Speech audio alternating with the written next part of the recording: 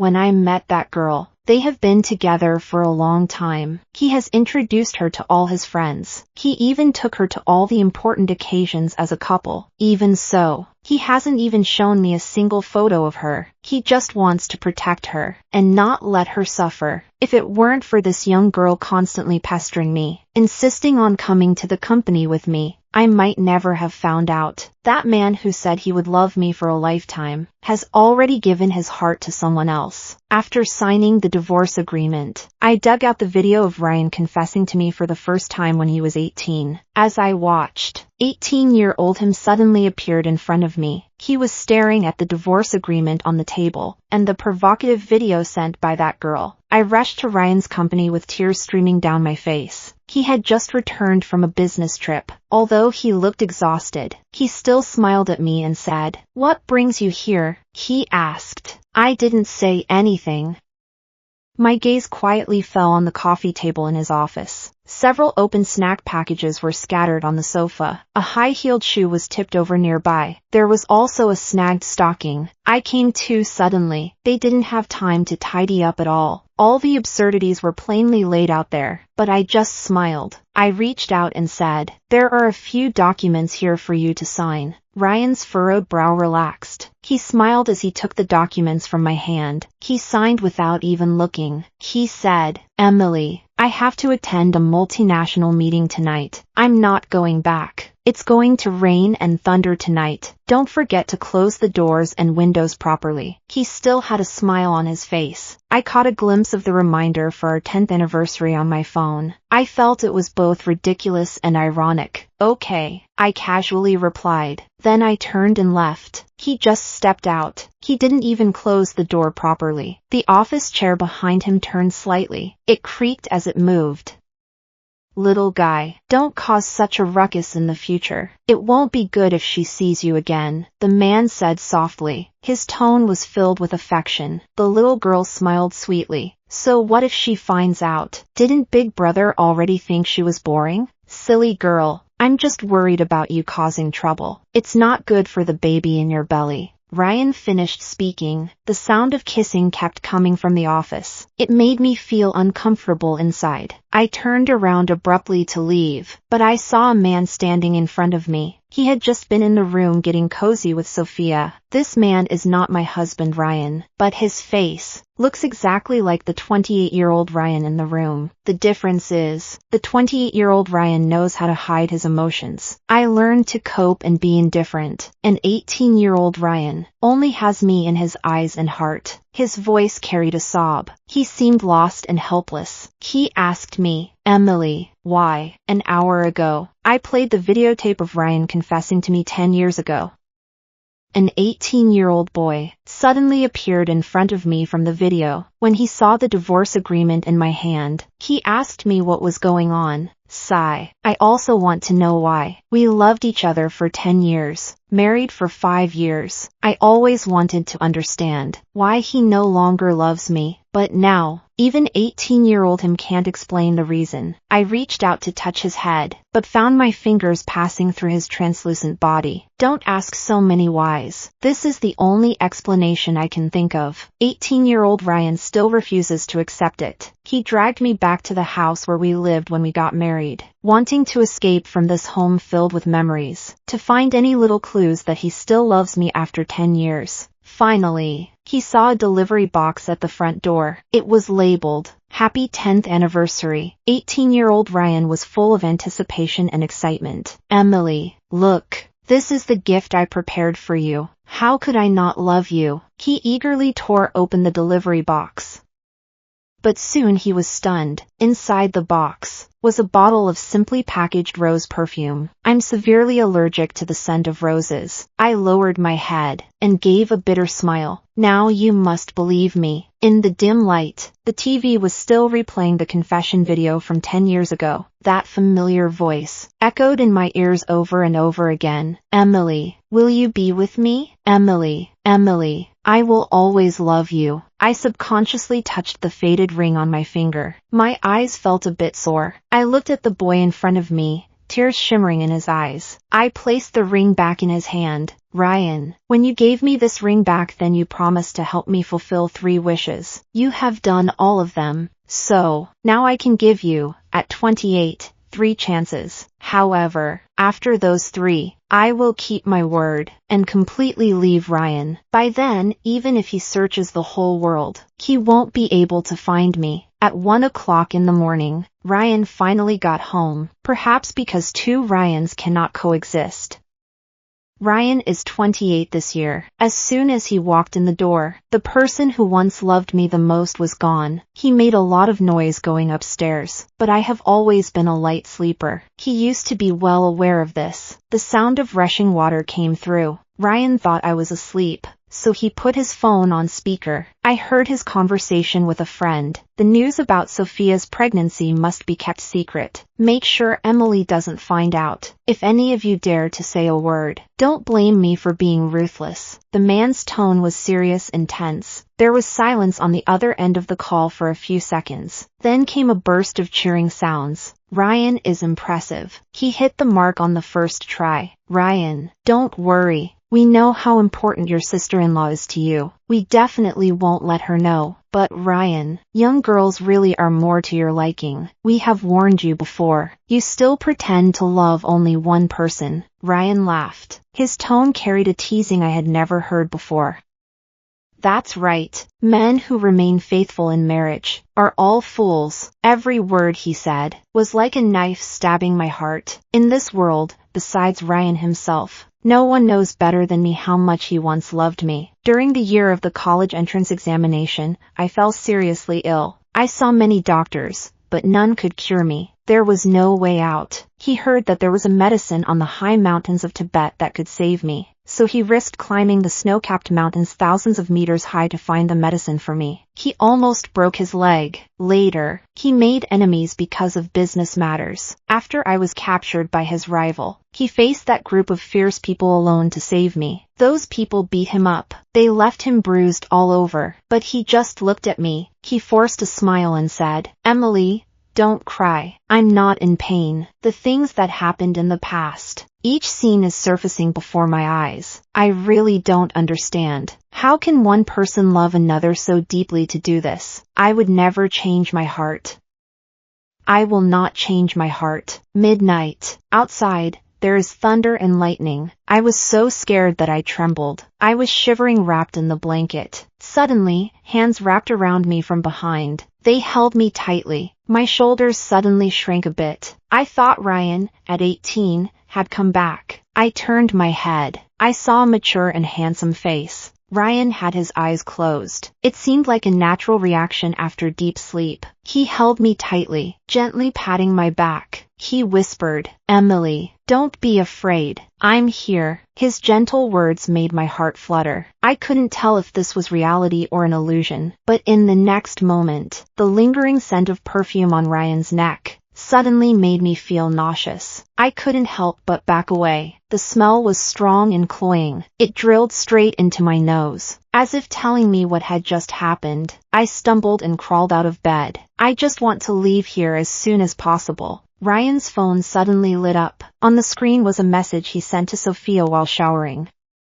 "My heart belongs to Emily, but physically, I prefer you." A loud bang exploded in my head, the sound of wind and rain outside. I could no longer hear anything. It was pitch black around me. I couldn't see anything. When I opened my eyes, I found Ryan looking at me with a worried expression. He was holding my hand tightly. His voice was trembling. "Emily, you finally woke up. I was so worried. If something happened to you, what would I do all alone?" He hugged me tightly. The gesture was gentle, as if holding a precious treasure. I calmly pushed him away. Ryan was taken aback. He immediately asked with concern, "Emily, are you okay? Do you feel unwell?" "Sorry, it was my oversight. I've been really busy lately. I didn't notice your migraine came back." "Don't worry. I'll put everything else aside right away. I'll come over to keep you company." He spoke so seriously, but I found it particularly funny. I really want to expose his tricks. But then I thought again. Forget it. There's no need. I gave him a chance last night,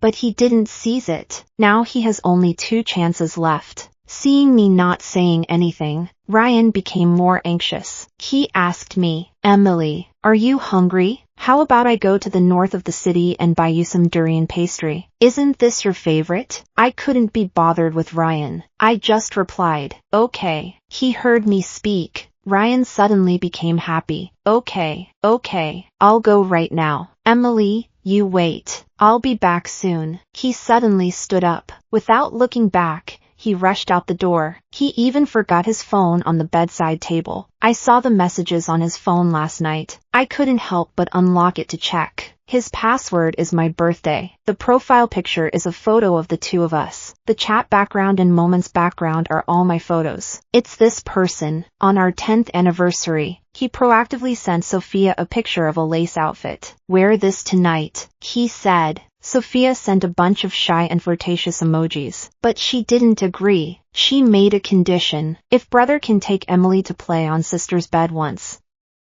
then sister will wear this little outfit for you to see," she said with a smile. "Completing the task comes with rewards. The box is filled with contraceptive supplies." Ryan replied immediately, Okay, but these are still far from enough." What they said was too blunt. My temples are throbbing. I'm not angry. I just feel nauseous. Ryan actually got entangled with another woman in our marital bed for the thrill. I can't help but feel disgusted. I keep gagging. At this moment, a 18-year-old boy suddenly returned. He hugged me tightly with concern. She seemed to have something to say, but before he could speak, the message Sophia sent to Ryan said it all. "Brother, baby is wearing your favorite outfit. She's waiting for you in the parking lot." Turns out he rushed out the door, not to buy me durian pastries. There was something more important to do. I smiled self-deprecatingly. I wanted to pull out the 4 and get out of bed. The boy hurriedly stopped me. His tone was very urgent. "Emily."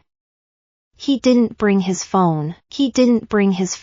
He might not have gone. You should focus on getting better first. Don't go, okay? Let's talk it out in the end. He was almost begging me, but I just stared at him. His reddened eyes held some indifference. He and I locked eyes for a moment. Finally, he slowly moved away. Ryan's car is easy to recognize. After all, it's a noisy car in the hospital parking lot during the day. It's really rare. He seemed particularly anxious. He didn't even close the back door properly. Stockings were hanging by the car. They were already torn. A woman's urgent voice came from inside the car. "Brother, does sister stay in the car with you like this? Do you like me more, or sister?" His breathing was heavy, but the voice sounded very familiar. In the empty parking lot, it was particularly clear. Inside the car, "I like you the most." Those intimate and straightforward words stabbed like a knife into my and the boy's hearts. The boy was forcing himself to endure the discomfort on his handsome face.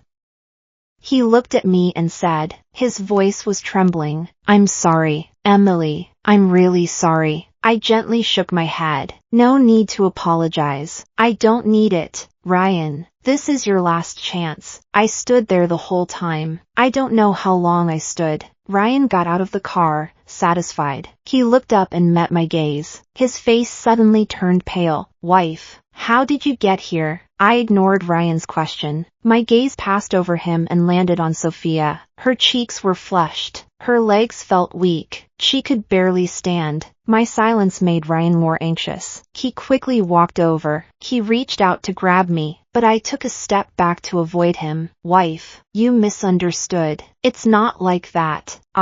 Don't say anything," I interrupted him. There was no expression on his face. "Don't say anything. I don't want to listen." Ryan's hand paused in midair. He opened his mouth but didn't make a sound. Sophia walked over. Her eyes were red. Her voice trembled. "Sister, we couldn't control our emotions back then. It's all my fault. If you're going to be angry, take it out on me." Sophia suddenly cried out in pain. It seemed like she had been pushed over. She looked at me in disbelief. Holding her stomach, she kept shouting in pain, "Brother, my stomach hurts so much. It really hurts." Ryan looked anxious. He couldn't care less about me. He immediately turned to help Sophia. "Sophia, are you okay? Hold on a little longer. I'll take you to the hospital." Sophia grabbed his sleeve. "Don't worry about me. Sister must be angry. You should go comfort her. Upon hearing this, Ryan looked at me with a complicated expression. I didn't push her. I said softly, but Sophia is pregnant. Which mother would risk her own child? He said excitedly. Each word hit me like a heavy hammer. They struck heavily in my heart. The 18-year-old boy next to me was already in tears. He reached out to stop me, but ultimately, he let go. He silently watched me calmly clear the way to the elevator. He said to Ryan, "If you leave now, then we are done here."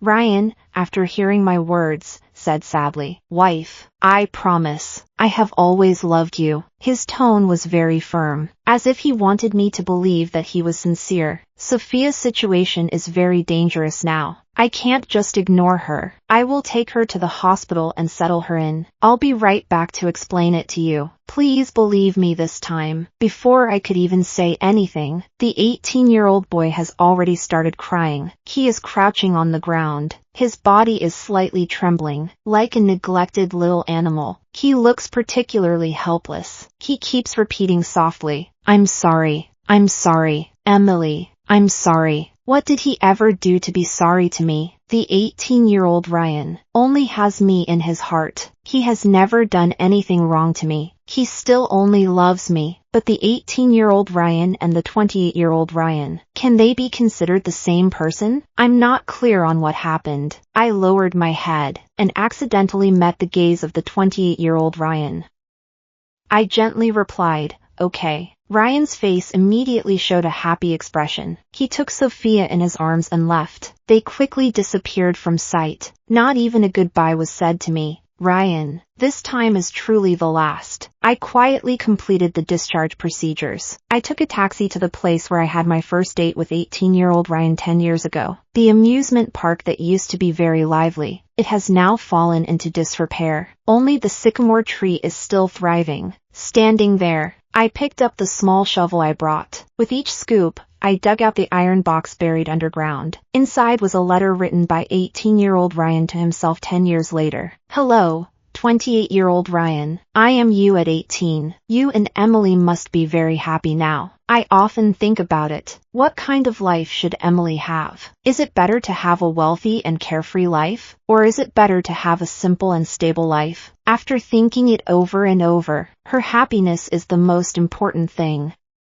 But I believe 28-year-old me should be able to do it, because I will never let Miss Emily be sad. I won't make her upset. I will always love her wholeheartedly, to the very end." The boy cried uncontrollably. He cried and said to me, "Dear, don't forgive him." As soon as he finished speaking, the boy's figure gradually became blurry. He took out the faded ring that I had thrown away before, gently placed it in my palm. I remember when Ryan gave me this ring, besides promising to grant me 3 wishes, he also said something. He said, "Emily, as long as you keep wearing it, my love for you will only grow deeper." This sentence, I have always kept in my heart. For a full 10 years, I have also worn this ring, never letting it go. It has been 10 years. 10 years later, Ryan no longer remembers, but 18-year-old him will always remember. I'll remember forever. I reach out my hand. I want to help him wipe away his tears. He shed tears, yet he forced a smile at me. "Emily, let's go.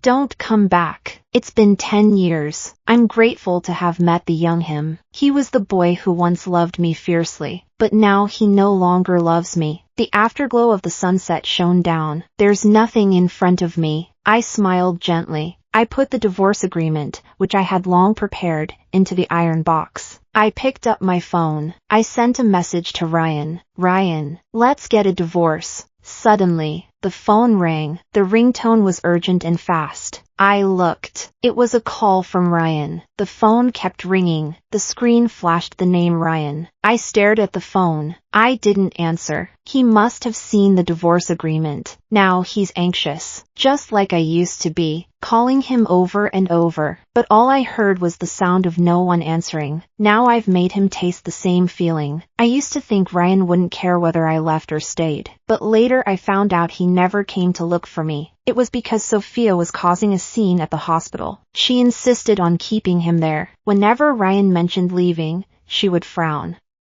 She would squat on the ground, holding her stomach. With a pained expression, she said her stomach hurt. It seemed like something was wrong with the baby. Ryan had no choice. Even if he thought she might be pretending, he had to stay. He couldn't just watch Sophia get into trouble. So he took her to the hospital first. But the doctor ran various tests, and still couldn't find any issues. She was just a bit tired. There was nothing wrong. She always does this, using illness and weakness as tools to bind Ryan. I once begged Ryan for love in such a lowly manner. But now, I'm tired of it. Ryan finally left Sophia, all the way. He dared not think too much. He was just afraid of returning home to find the place empty. He drove quickly back to where we used to live. No one was home. He finally understood. He had truly lost me. Ryan stood there in a daze. It took him a long time to come to his senses. He remembered that sycamore tree. It was a witness to our youth and love. He ran there like a madman.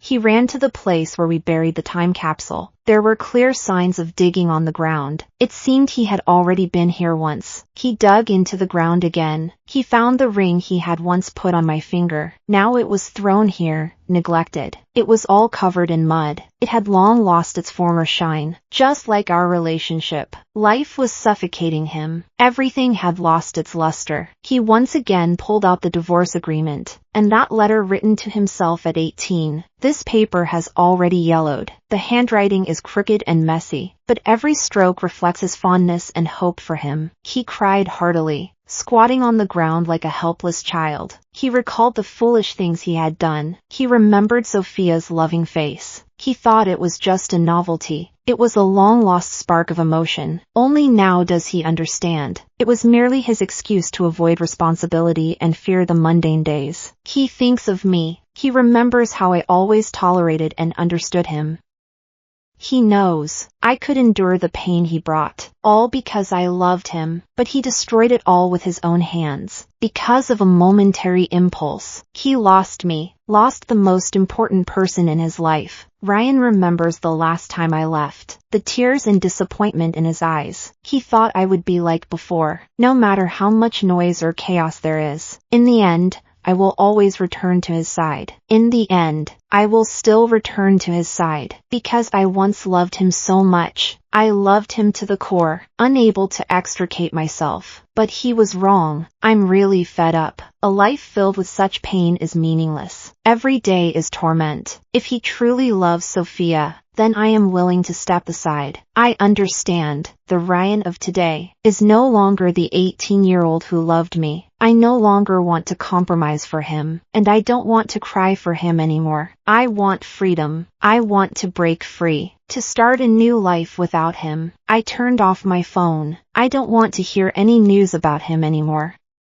And I don't want to be disturbed by him. It will take me a long, long time to forget this person. Now, I have completely said goodbye to the past. Ryan, this name is like a scar on my heart. I've started to try a new life. I want to forget the past with time, but the truth proves otherwise. It's not that easy for me to let go. Every late night, that name always involuntarily comes to mind. It carries a bitter taste. It makes it hard for me to breathe. I left that city filled with memories. I also left the person who had been by my side since I was 18. I crossed the ocean and arrived in a strange foreign land. I changed my name and cut my hair. I wanted to bid farewell to the past and start a new life. Afterwards, I gave myself a new name. It's Emily. I hope to remember the past and also learn to let go. Not long after arriving in this unfamiliar place, I opened a small flower shop. I named it Forget Dust. This means letting go of the past and welcoming a new life. I don't have much money,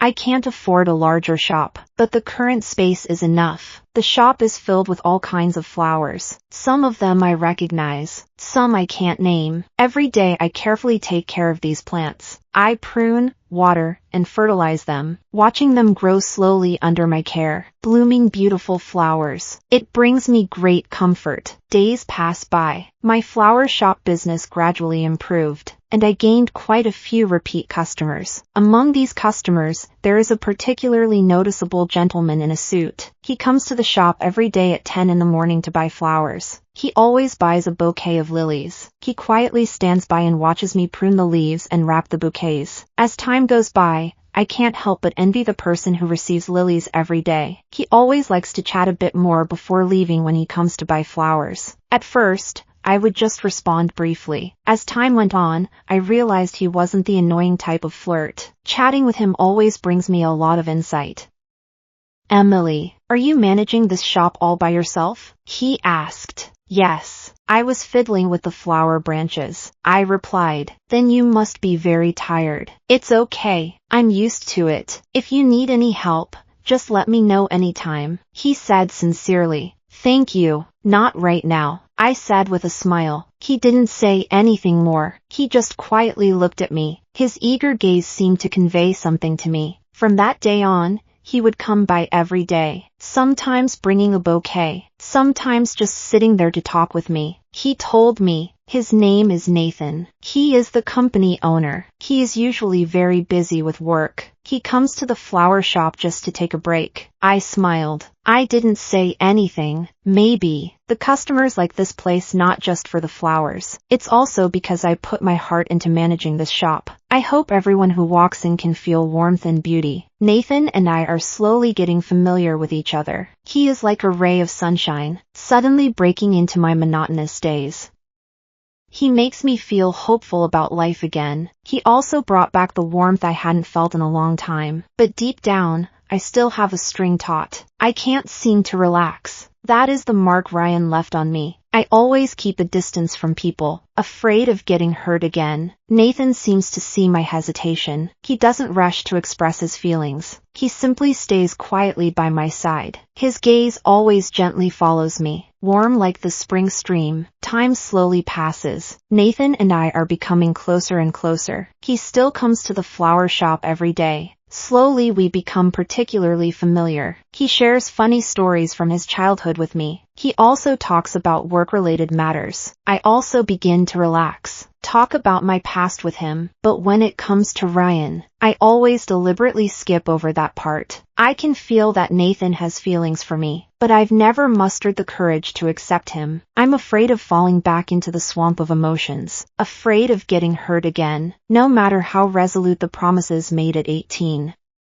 There are always times when things change. How can I dare to trust others casually? Until that day, Nathan didn't come to the flower shop. I waited the whole day. He never showed up. I suddenly felt an indescribable unease. In the next 2 days, he still didn't appear. I started to get a little anxious, thinking if something had happened to him. A week later, I really couldn't hold it in anymore. I planned to go to the hospital to find him, but I had no idea where his company was. Just when I was worried, I suddenly saw an acquaintance walking towards me. It was Nathan. He stood beside me just like before. It seems that the disappearance these past few days was just an illusion of mine. "Are you all right?" I asked with concern. "Are you okay?" He looked at me with a smile. What could possibly be wrong with me? I always felt that he had something he wasn't telling me. What happened? I continued to ask. He took a deep breath. Finally, he spoke up.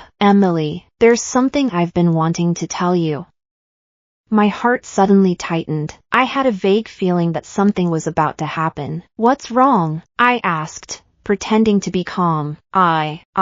He stammered. He couldn't get the words out for a long time. "What is it, exactly?" I asked with a smile. Nathan said, "Can you come with me to a place?" His eyes and tone were particularly sincere. It made my heart flutter instantly. I locked the shop door. I got into the Ferrari that Nathan usually drives. I followed him to that place. It surprised me. He brought me to a field of lilies. All the varieties here are the ones he bought from me before. Nathan suddenly took my hand. He began to express the feelings he had prepared for a long time. I stood silently. Teardrops fell unconsciously. I don't know how long he prepared for today's confession, but I really can't love anyone anymore. Nathan noticed my hesitation. He said softly, "Emily, I understand that it's hard for you, and I know you've been hurt, but can you give me a chance? And give yourself a chance, okay?" I remained silent.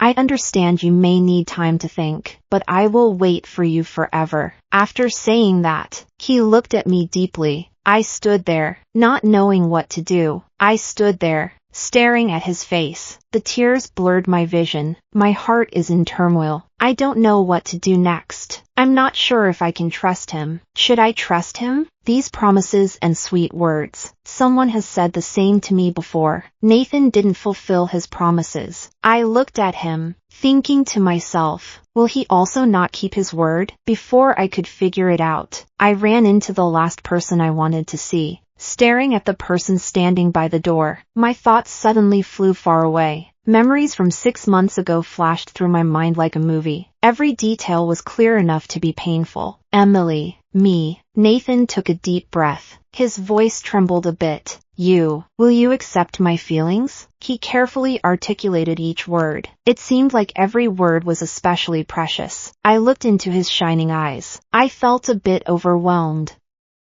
I didn't respond immediately. I saw an unprecedented anger on Ryan's face. His face was filled with rage, filled with resentment. He walked directly up to Nathan and threw a punch. "How dare you steal my person?" His tone was as cold as ice, full of a strong sense of control. Nathan took a hit, staggered a few steps, almost lost his balance. He covered his face, showing a shocked and confused expression. He looked at Ryan, then at me. Maybe he noticed that I was in a bad mood. "Do you know who she is? On what grounds do you confess to her?" Ryan's voice was firm and powerful, as if announcing something important. I stood nearby, watching this chaotic scene. My feelings were complicated. "Ryan, on what grounds do you say that?" I couldn't help but ask him. Ryan's gaze softened. He walked up to me. He gently held my hand. "Emily, I'm sorry. I know I hurt you before. I have changed, and I have completely cut off contact with Sophia. As for the child situation, it has also been taken care of. Can you forgive me? Can we start over?" "Emily, I haven't heard anyone mention that name in a long time." He quietly apologized to me, but it sounded particularly insincere to me. I shook off his hand. I took 2 steps back. "Ryan, listen to me carefully." I lowered my voice, but I spoke every word very seriously. "What made me sad was never Sophia. It was you. If you really cared about me, then don't stay here anymore, and don't come looking for me in the future." After hearing my words, Ryan was clearly stunned, but he quickly regained his composure. Yet he still refused to give up. "No, Emily, I can't live without you. I truly know I was wrong. Please forgive me." I ignored him and turned to leave. Nathan confessed to me. I really didn't have the heart to care. But these days, Ryan seems like a different person. He is no longer as headstrong and selfish as before. He's become more caring. He comes to my shop every day, helping me keep an eye on the business, and talking to me. He tries every possible way to make up for what he owes me.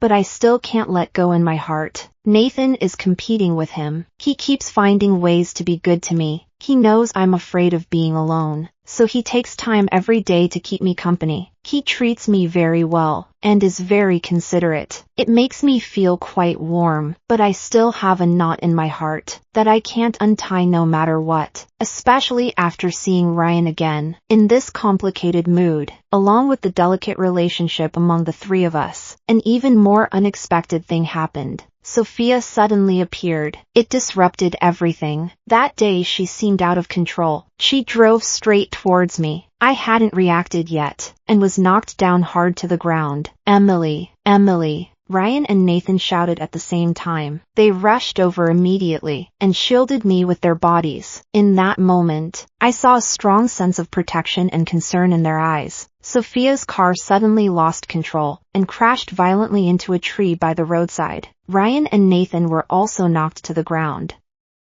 Ryan's leg was pinned under the car. The wound was bleeding profusely. Soon, the ambulance and police car arrived at the scene. They took us to the hospital. Nathan only had some minor injuries. It's not a big deal, although I wasn't directly hit. I felt a heavy blockage in my heart, like a stone was pressing down on me. Ryan's leg was a comminuted fracture. He is seriously injured. Even if the surgery is successful, there is still a possibility of paralysis. I stand outside the hospital room, looking at him on the hospital bed. My feelings are complicated. Sophia finished her examination at the hospital. After confirming she wasn't injured, she was taken away by the police. Later, I heard news about her. She was imprisoned for assault. She might spend the rest of her life in prison. I'm not clear on how she and Ryan broke up. Love inherently has an expiration date, but they separated faster than expected. Sophia's current situation is also of her own making. Everyone must take responsibility for their choices.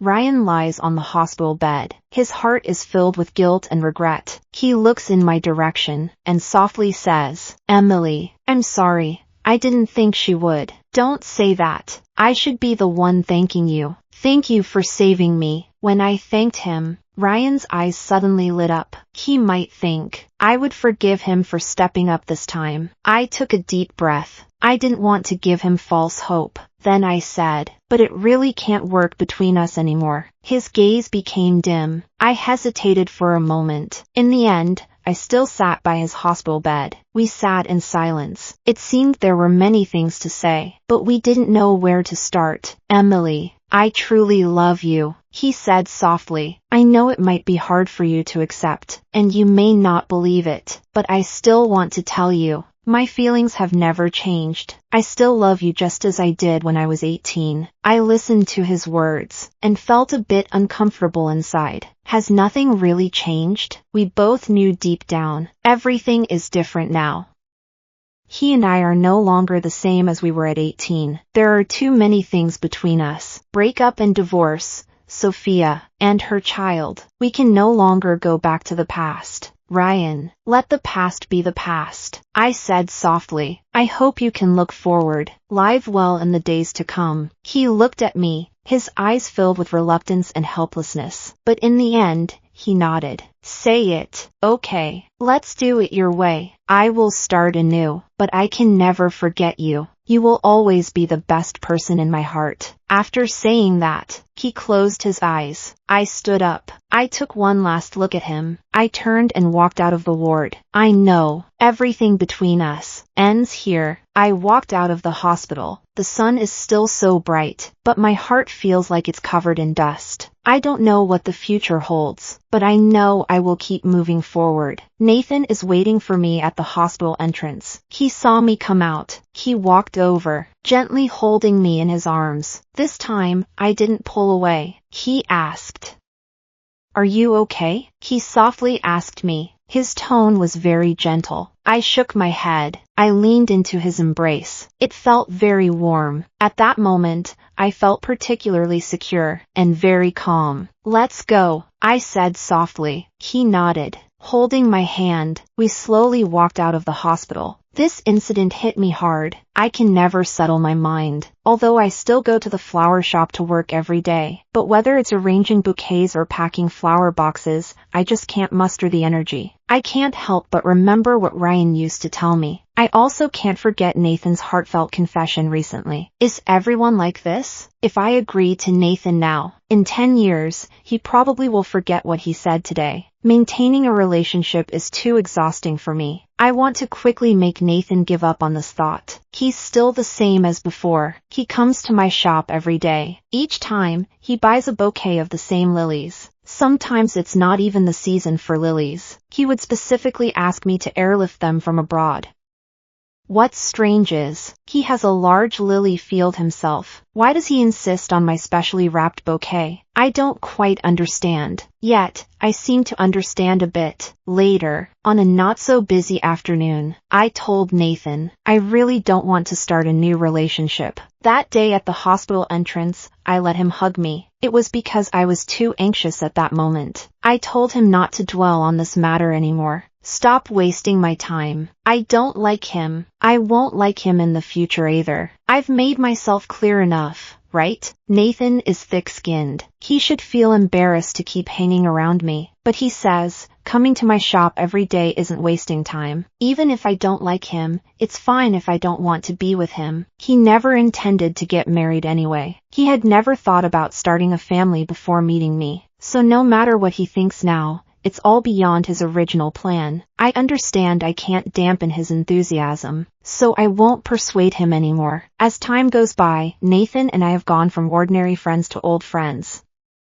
But our relationship has never progressed further. These past 2 years, Nathan and I have slowly gotten familiar with each other in this country. People around us always want to get us together, but I've never had that idea. My friends don't understand why I can't develop feelings for Nathan. Only the neighbors around the shop know, except for Nathan, who comes every day to buy lilies. A handsome man in a wheelchair stands outside the flower shop every day. It might be because he has trouble with his legs. There may be other reasons as well. He never dares to enter the shop. He silently sits outside all day, without moving an inch. I am the shop owner. Even when the sign is blocked, I don't mind. I just smiled at the man at the door. Then I stopped paying attention to him. Recently, I keep dreaming about the past. I dreamed of the boy who sweetly promised to be with me forever when I was 18. In the dream, he asked me, "How have you been?" At that moment, it seemed I had forgotten everything from the past 10 years.